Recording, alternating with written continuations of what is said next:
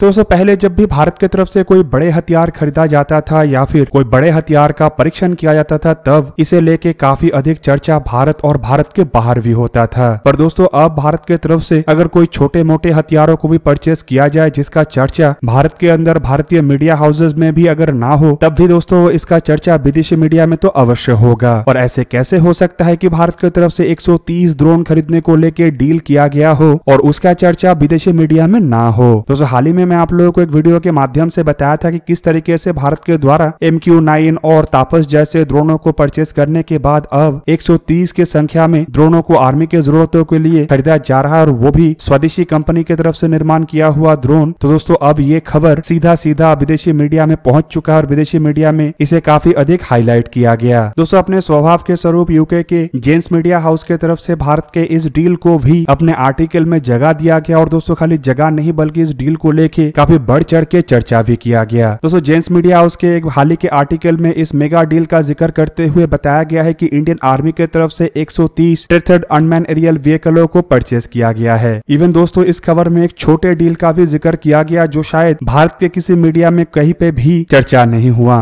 और दोस्तों ये डील है 19 सिमुलेटर्स का जो कि टैंक के ट्रेनिंग के लिए इस्तेमाल होगा। जेन्स मीडिया हाउस के आर्टिकल में ये भी दावा किया गया है कि इंडियन आर्मी की तरफ से जो ड्रोन है ये बैंगलोर स्थित new space research and technology private limited से खरीदा गया है और इसके लिए इंडियन आर्मी के द्वारा करीबन 2.5 बिलियन रुपए मतलब करीब करीब $30.23 मिलियन खर्चा किया गया है। और दोस्तों सोर्सेस में ये भी दावा किया जा रहा है कि आने वाले 1 साल के अंदर इन ड्रोनों का सप्लाई भी new space research and technology private limited की तरफ से शुरू भी कर दिया जाएगा। अब दोस्तों ट्रेथर ड्रोन को लेके आप लोगों को मैं पहले ही बता चुका हूं कि इन ड्रोनों का इस्तेमाल असल में इंडियन आर्मी के द्वारा चाइना के साथ लगे हुए बॉर्डर रीजन में किया जाना है, जहां पे इन ड्रोनों का काम होगा बॉर्डर में सर्वेलेंस करना और चाइना की हरकतों के ऊपर नजर रखना। अब पहले से ही इंडियन आर्मी की तरफ से बड़े मात्रा में ऐसे सर्वेलेंस ड्रोनों को परचेस किया जा रहा है। और आपके जानकारी के लिए बता दूं कि हाल ही में तो इंडियन आर्मी की तरफ से चाइना के खतरे को देखते हुए नॉर्दर्न सेक्टर में आर्म ड्रोन मतलब इजराइल की तरफ से निर्माण किया हुआ हेरॉन टीपी जिसे कि हेरॉन मार्क 2 कहा जाता है उसका भी डिप्लॉयमेंट किया गया है जो कि हथियारों से लैस है। और दोस्तों ये पहली बार की तरह इंडिया के द्वारा नॉर्दर्न सेक्टर में किसी आर्म ड्रोन का डिप्लॉयमेंट भी है। हालांकि ये पहली बार डिप्लॉयमेंट है लेकिन आखिरी बार नहीं है क्योंकि बड़े मात्रा में ड्रोनों को अमेरिका से भी परचेस किया जा रहा है। और प्रधानमंत्री नरेंद्र मोदी के अमेरिका दौरे के दरमियान भारत और अमेरिका के बीच में करीबन 31 MQ-9B रीपर अनमैन एरियल व्हीकलों को खरीदने को लेके बातचीत हुआ है। अब दोस्तों इन ड्रोनों में से बताया जा रहा है कि करीबन 15 इंडियन नेवी को मिलेगा जबकि 16 ड्रोन जो बाकी बचेगा उनमें से 8 इंडियन आर्मी को और 8 इंडियन एयरफोर्स को मिलेगा। दोस्तों यहाँ पे MQ-9 reaper unmanned aerial vehicle असल में दुनिया के सबसे ताकतवर तरीन ड्रोनों में से एक है जो कि भारी भरकम हथियार और लॉन्ग रेंज के हथियारों को कैरी कर सकता है। पर ये जो ट्रेथर ड्रोन को यहाँ पे डिप्लॉय करने का बात कहा जा रहा है ये इंडियन आर्मी के लिए गेम चेंजर होगा क्योंकि इस तरीके के जो ड्रोन है ये काफी छोटे जगह से उड़ान भर सकता है और एक तरीके से इसके लिए किसी भी तरीके का कोई भी